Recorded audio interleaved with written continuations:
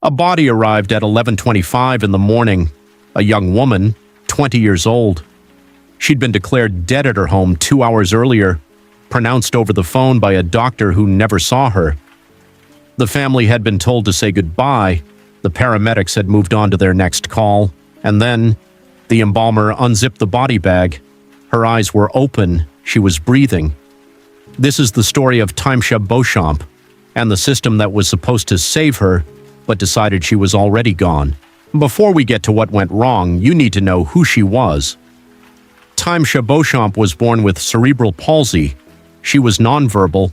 She communicated through expression, through presence, through the people who loved her and knew every signal she gave. She lived with her mother, Erica Lattimore. She had a twin brother with autism, an older brother who looked out for both of them. This was a family that knew how to show up for each other. Timesha had daily breathing treatments, 3 times a day, every day. Her condition was serious, but it was managed. She had a routine, a life, people waiting for her to come home.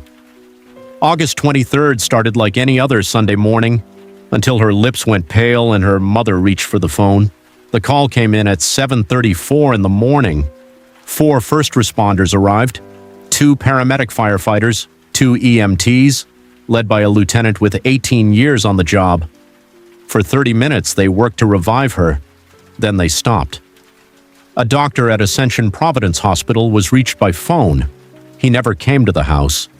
Based on what he was told, that she had been unresponsive for 30 minutes, that there were no signs of life, he pronounced her dead.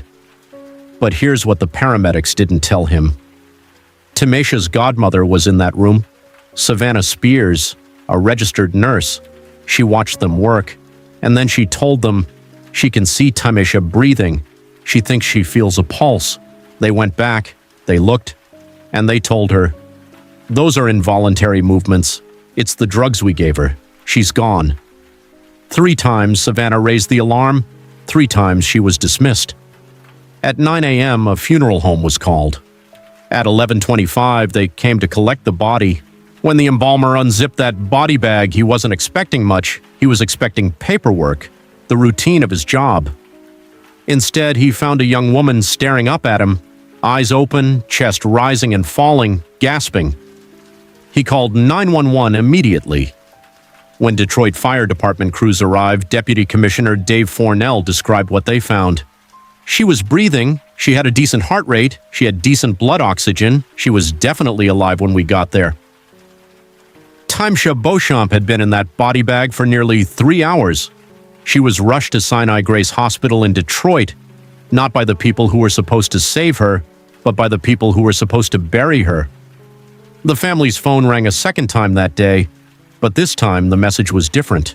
Your daughter is alive. Timesha spent 2 months in hospital. She never came home.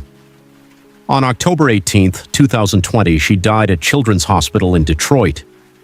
The brain damage she had suffered from being denied oxygen while she lay in that body bag was irreversible. Her family released a statement, just one line that said everything. This is the second time our beloved Timesha has been pronounced dead, but this time she isn't coming back. A $50 million lawsuit was filed against the city of Southfield and the 4 paramedics. The city fought back. They invoked governmental immunity. The case was dismissed, then appealed, then partially reinstated, then delayed. 3 times a trial date was set, 3 times it was postponed.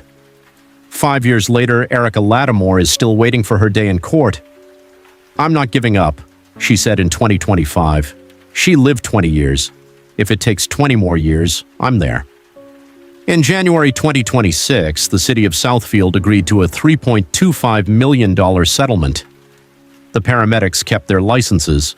Timesha Beauchamp's case is not a freak accident, it is a pattern. In 2023, an Iowa nursing home sent a 66-year-old woman to a mortuary. Staff watched her gasp for air inside the body bag. The facility was fined $10,000. In 2024, a Nebraska hospice patient was declared dead in the morning and found breathing on an embalming table 2 hours later. She died that afternoon. In Bangkok in 2025, temple staff heard knocking from inside a sealed coffin. They opened it and found a 65-year-old woman lifting her head. Dr. Stephen Hughes, a senior lecturer in medicine at Anglia Ruskin University, estimates there are only 3 or 4 such cases reported worldwide each year. Vanishingly rare, he says.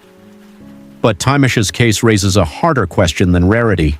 She had cerebral palsy. She was nonverbal.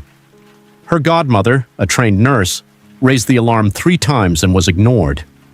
Who does the system listen to, and who does it write off? Timesha Beauchamp was 20 years old. She had a twin brother, an older brother, a mother who fought for her for 5 years after she was gone and is still fighting. She did not get a fair chance at the one thing every 911 call is supposed to guarantee: someone who shows up and tries. The settlement is signed. The case is technically closed. But Erica Lattimore put it plainly when it was over: nothing will ever bring Timesha back. If this story matters to you, share it.